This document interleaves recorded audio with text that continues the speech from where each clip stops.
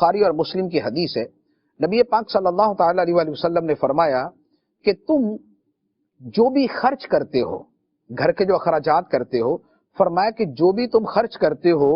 جس میں مقصد اللہ کی رضا ہو، مقصد اللہ کی رضا ہو،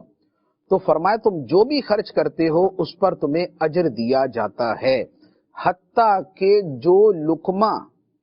تم اپنی بیوی کو کھلاتے ہو اس پر بھی تمہیں اجر عطا کیا جاتا ہے۔ اب آپ دیکھیں کہ چیز کیا ہے کہ آدمی اپنے بچوں کی خواہشات پوری کرتا ہے، اپنی بیوی کی خواہشات پوری کرتا ہے، وہ انہیں اچھے کھانے لا کے دیتا ہے، پھل لا کے دیتا ہے، گوشت لا کے دیتا ہے، کوئی اور ان کے جو ہے لباس وغیرہ لا کے دیتا ہے، یا اور ان کی جائز خواہشات پوری کرتا ہے، تو یہ تو زندگی کے ایک لازمی امور ہیں،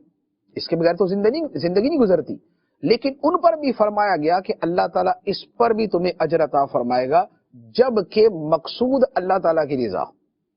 فرمایا تبتغی بہا وجہ اللہ، جب کہ اسی خرچے کے ساتھ تم اللہ کی رضا کو طلب کرو، کیونکہ خرچہ تو یہ بھی ہو جاتا ہے نا کہ ایک بندہ ہے جو نا حلال ہی کماتا ہے اور اپنے گھر والوں کو کھلاتا پلاتا سارا کچھ کرتا ہے، لیکن اس میں رضا الہی کی نیت نہیں ہے، بس یہ ہے کہ بھئی دنیا کی that is a norm of the world, یہ دنیا کا ایک طریقہ ہے تو لہذا میں کر رہا ہوں، میں ٹریڈیشن ہے، رواج ہے یہ۔ لیکن ایک بندہ اپنے گھر والوں میں اس لیے خرچ کرتا ہے کہ میرے رب نے فرمایا ہے کہ بیوی بچوں میں خرچ کرو۔ ایک آدمی اپنی بیوی کو اچھا لباس یا اچھا پہناوا یا اچھا کھانا اس لیے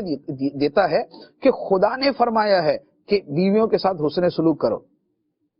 ایک آدمی اپنے بچوں پہ اس لیے خرچ کرتا ہے کہ خدا نے میری ذمہ داری رکھی ہے، میری ذمہ داری بنائی ہے کہ ان بیوی بچوں کا خرچہ میرے اوپر لازم ہے،